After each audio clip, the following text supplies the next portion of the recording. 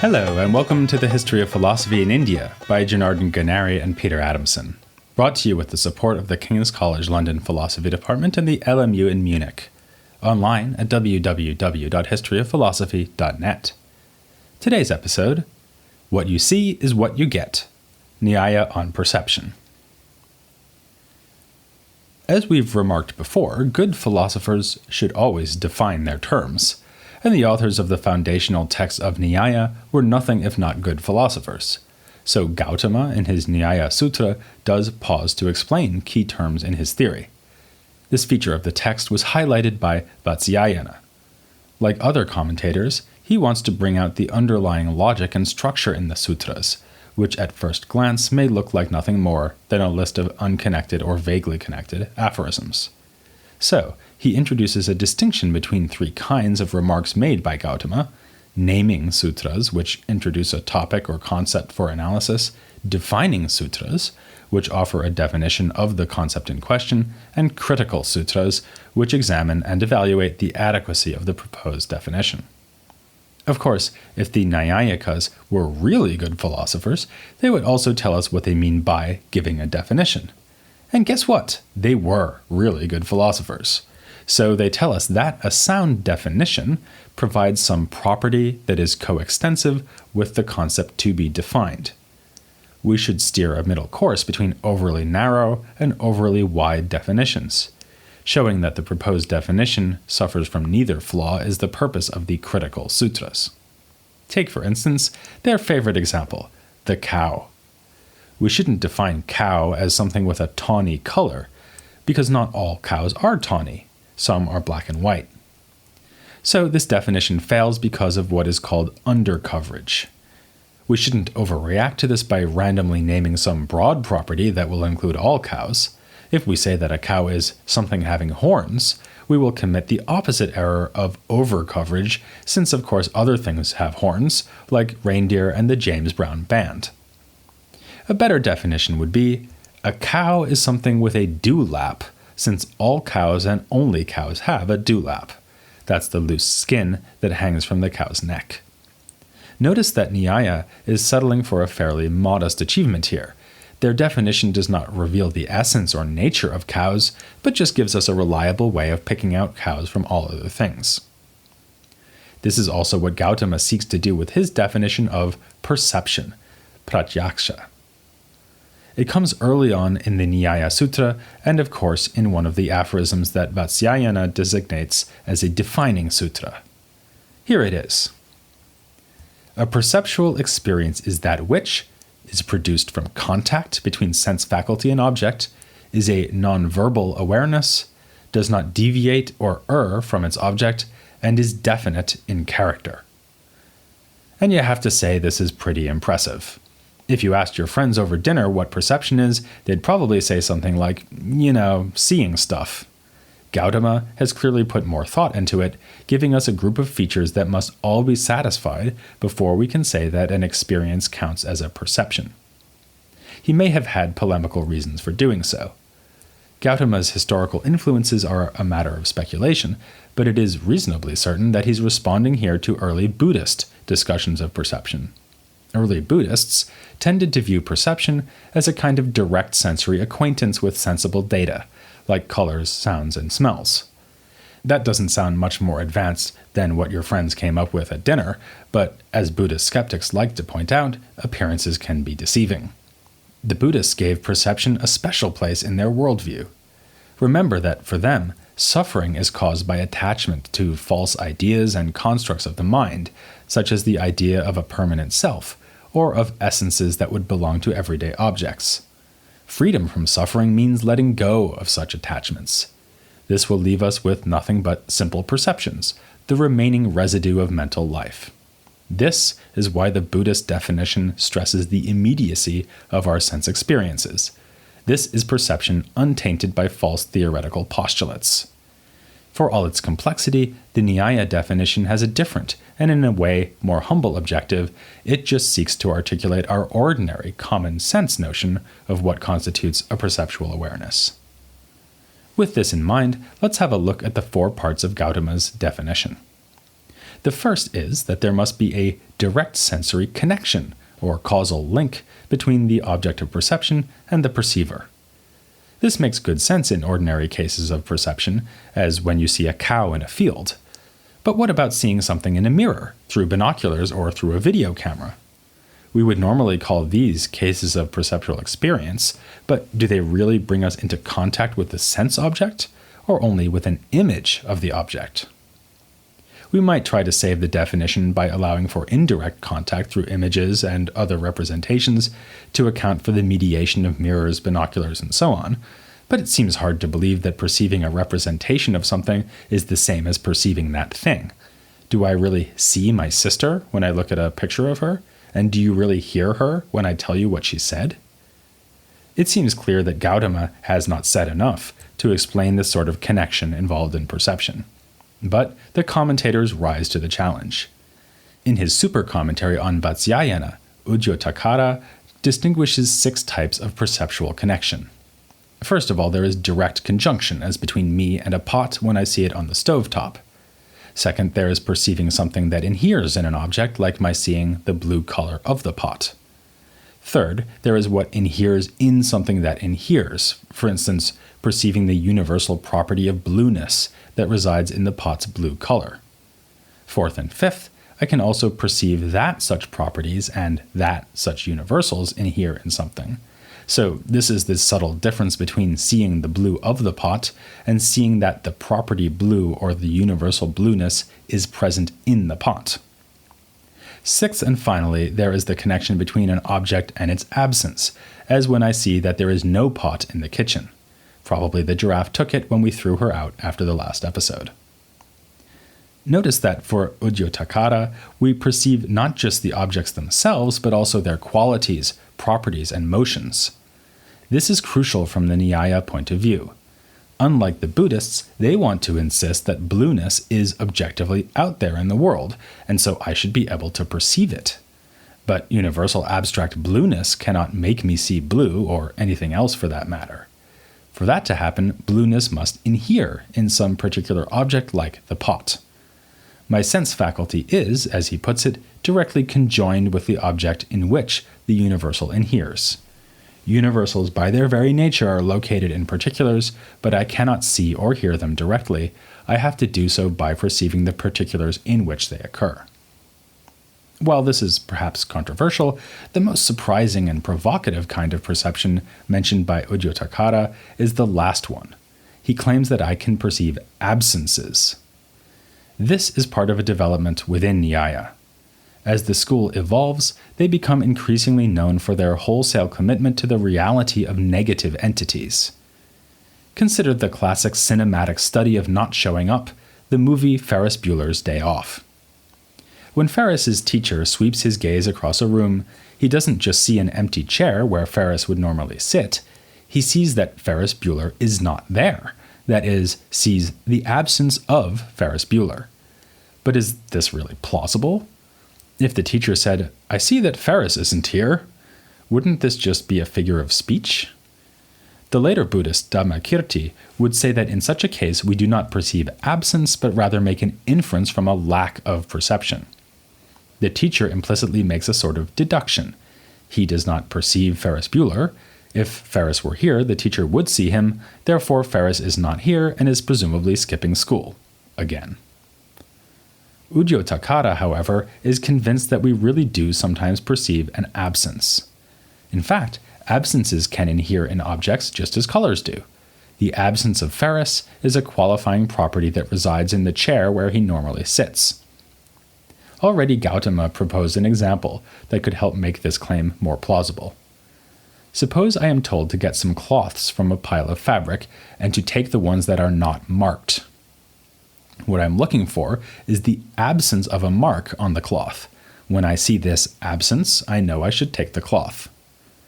The issue may seem pedantic, yet it brings out a deep disagreement between the Nyaya and Buddhist epistemologies. The Nyayikas are determined to resist Buddhist attempts to expose the experienced world as one of conceptual fabrication. For Nyaya, what you see is, for the most part, what you get. Experience really does put the world in view. Another aspect of this debate concerned the question of whether the senses connect with their objects, in the more literal sense of being somehow physically connected to them. Nyaya claims that when I see something, my vision reaches out to the visible object. True to form, the Buddhists offer a battery of objections to this idea, which are rebutted by the Nyāyikas. One of the Buddhist objections is that if vision really reached out to things, it would see closer things before seeing things that are further away. You would first be aware that your sight contacts a giraffe silhouetted against the full moon, and only thereafter be aware of seeing the moon. The Nyaya response is that vision does contact more distant things slightly later, but the speed at which this happens is such that we are unaware of the lapse in time. They offer a lovely analogy. When I thrust a knife through a pile of flower petals, I am not aware of cutting through each petal separately, even though the knife must indeed pass through them one after another. Let's finally move on now to the second clause of Gautama's definition of perception, which tells us that perceptual experience is non-verbal. This may seem to be a concession to the Buddhist claim that we should strip away conceptual generalizations from perceptual experience, but in fact the point is just the opposite. Gautama wants to say that, although I can indeed perceive something without classifying it in terms of some concept, I can also deploy concepts to enrich my perceptual experience. In other words, it is possible to have a mere sensory connection with an object without having the capacity to recognize what sort of object is being encountered.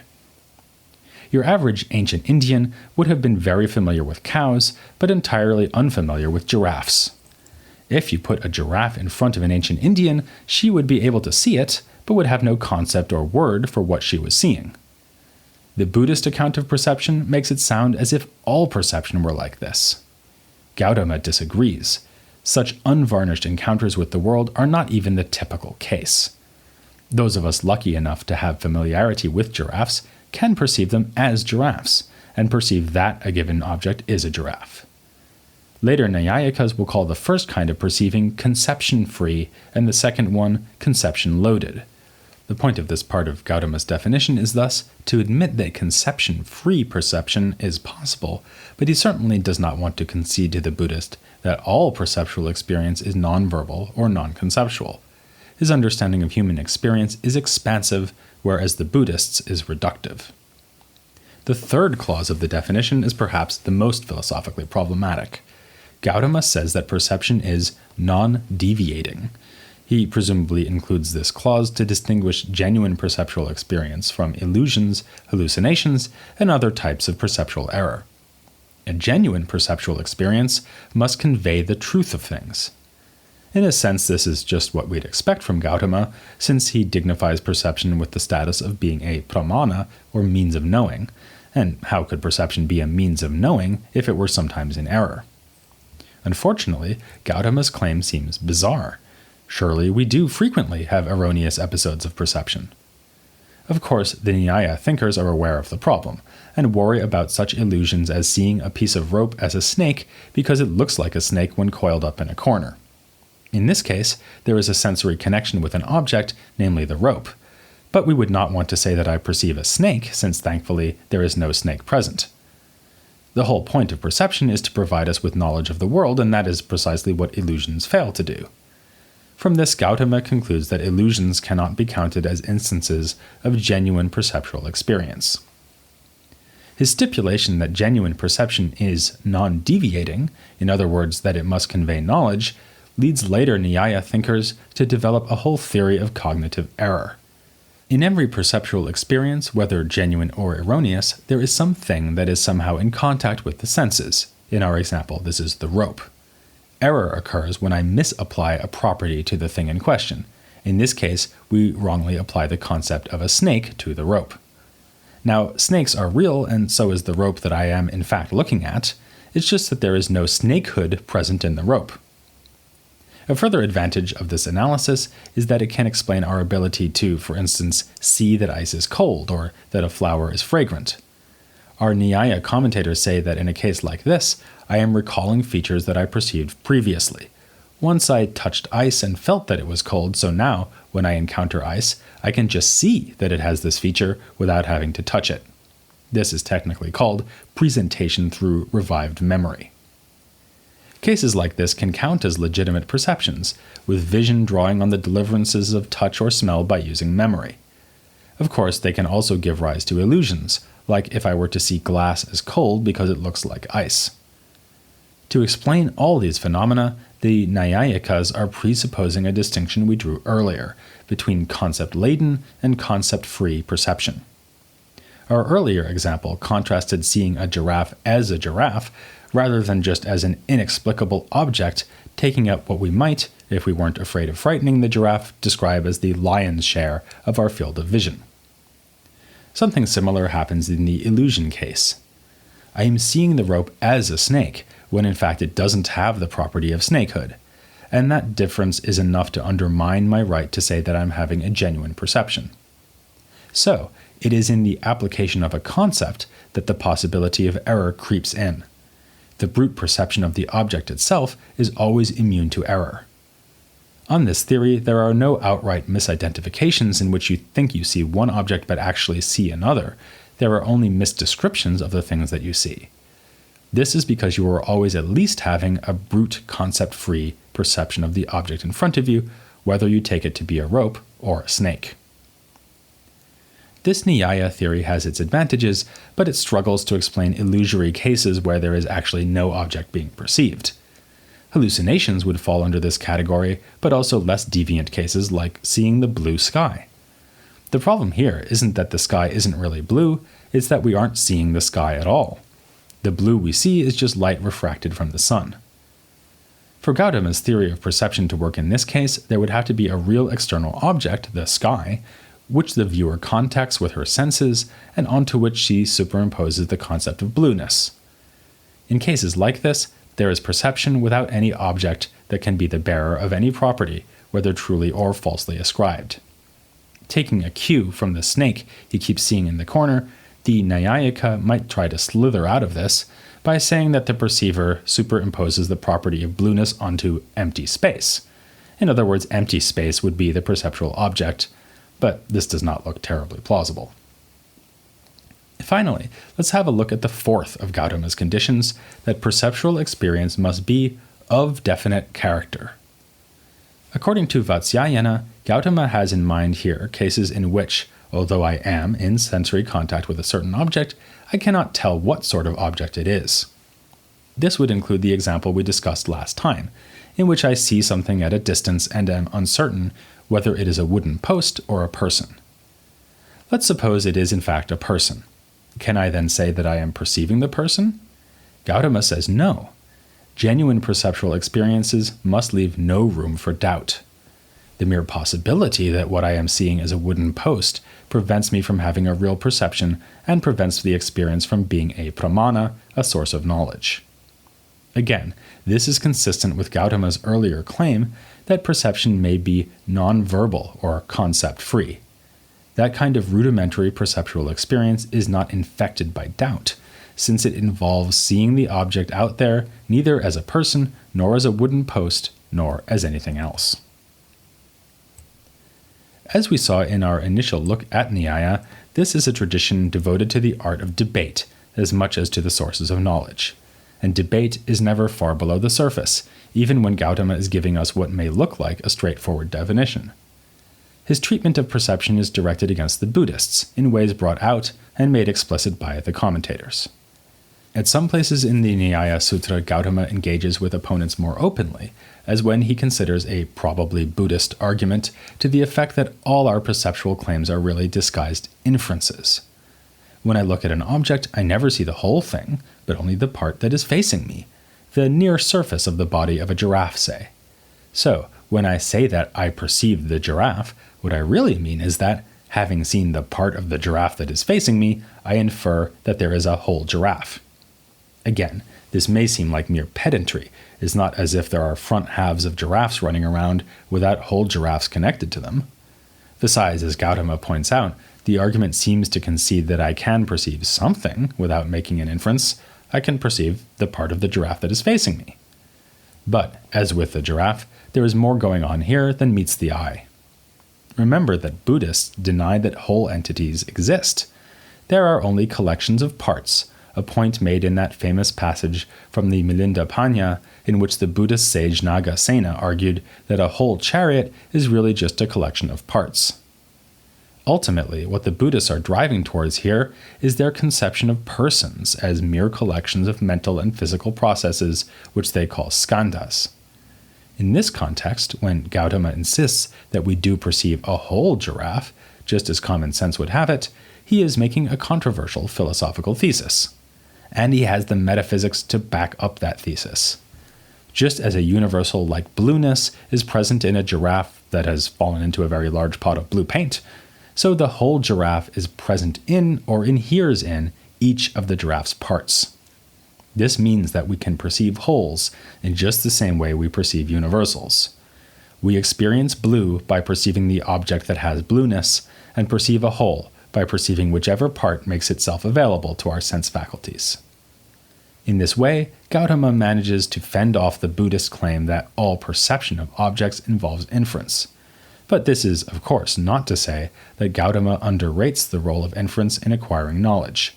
To the contrary, he makes inference another pramana alongside perception, and gives us a whole theory of how inferences work. And, as with perceptual illusions, he also has plenty to say about what is happening when inferences go wrong. You can't go wrong by joining us to hear all about it next time on the History of Philosophy in India.